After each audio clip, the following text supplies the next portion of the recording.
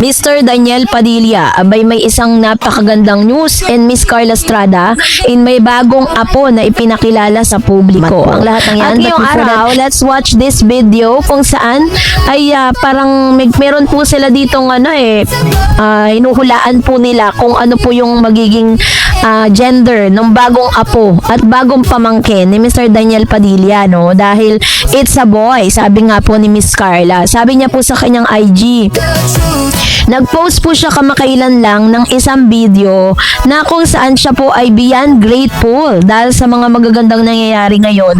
Hindi lang sa karera ng kanyang mga anak, but of course, pati na rin doon po sa mga nangyayari ngayon sa kanyang bagong apo. Sabi niya po sa kanyang post, Miss Carla Estrada. Sabi niya, ayan. So, ang kanya pong post ay about doon sa kanilang gender reveal na naganap. Sabi po ng caption niya dito, grateful beyond words to the Lord for another beautiful blessing, another baby boy added to our family. My heart is full. I couldn't ask for more, only to give thanks for His endless love and grace. So, ito pong party na ito ay dinaluhan ng kanilang mga close friends, ng kanilang mga kaibigan, no? Kaibigan po ng kanyang anak na siyang nagdadalang or magkakaroon ng panibagong anak. Ayan. So, dito po nagdito rin si Miss Carla Estrada, maging si Mr. Daniel Padilla, at ang ilan sa kanilang mga showbiz friends, no, na nakisaya at nakibahagi dito po sa event na ito. So, bagong add-on po sa pamilya ni Daniel. Kaya naman, hindi rin po maikakaila na marami din ang nananabik, no, na magkaroon na rin ng panibago pang apo itong si Miss Carla para kay Daniel, para makita naman natin yung magiging lahi niya, 'di ba? At ito may kinalaman dun po sa isang ganap kung saan si Mr. Daniel Padilla ay tinawag na bayaw, no, ng kuya ni Kayla na inamin ang relasyon ni Daniel. Netizen nagulat at kinilig. So mainit na chismis ito, hindi ba man diretsa ang inaamin, tila lumalalim na nga ang relasyon ng isang sikat na aktor at ng isang magandang aktres matapos tawaging bayaw ang kanyang kuya, ang lalaki.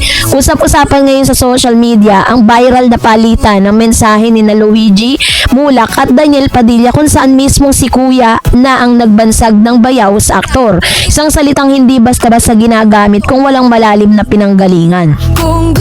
Ayon po sa mga kumakalat na balita, simple lang sana ang eksena. Birthday greetings lang muna kay Daniel para kay Luigi, pero ang simpleng pagbate ay nauwi sa isang kilig overload matapos sagutin ito ni Luigi. Sabi niya, sa halip sa isang iglap nagliyab ang social media, ang salitang bayaw ay agad naging sentro ng usapan at naging dahilan ng walang tigil na spekulasyon ng netizen.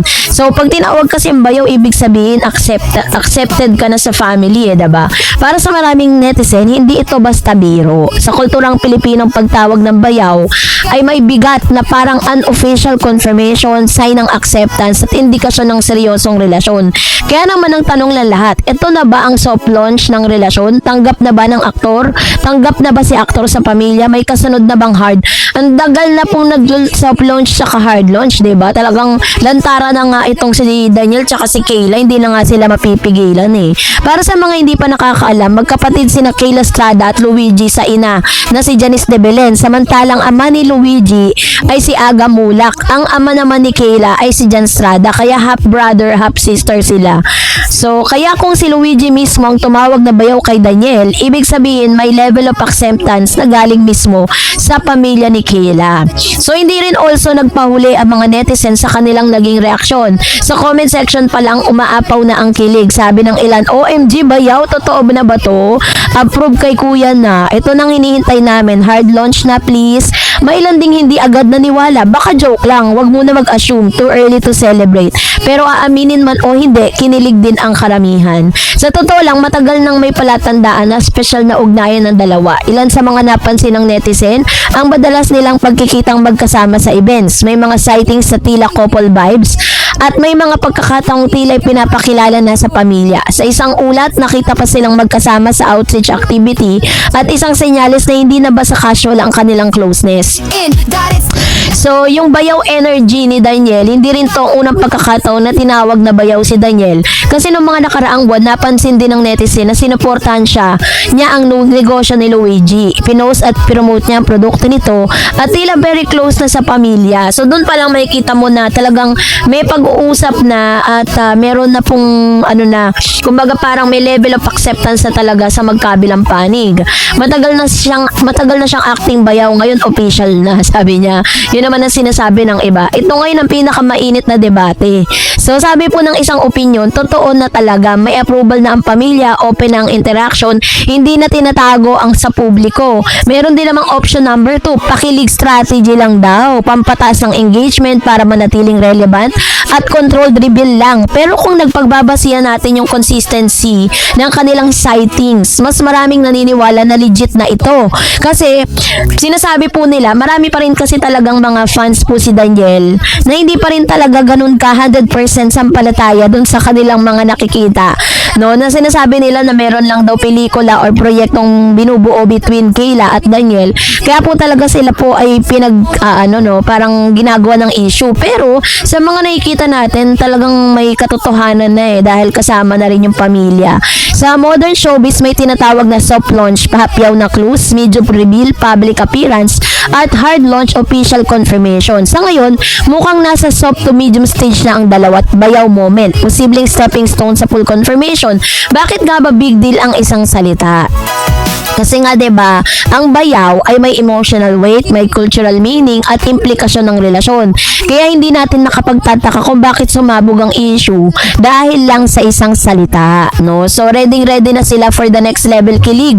Sa dami ng mga kilig moments, naghihintay na lang ang mga netizen ng official announcement at umaasang may confirmation interview at umaasa na couple projects. Mailan pa nga nagsasabing kasunod nito ang engagement, wedding bell soon, at medyo advance mag-isip ang mga fans, but that showbiz.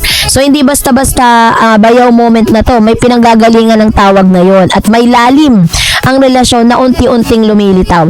Habang wala pang official confirmation, patuloy ang pag-obserba ng netizen, pag-a-analyze ng bawat galaw at walang tigil na kilig.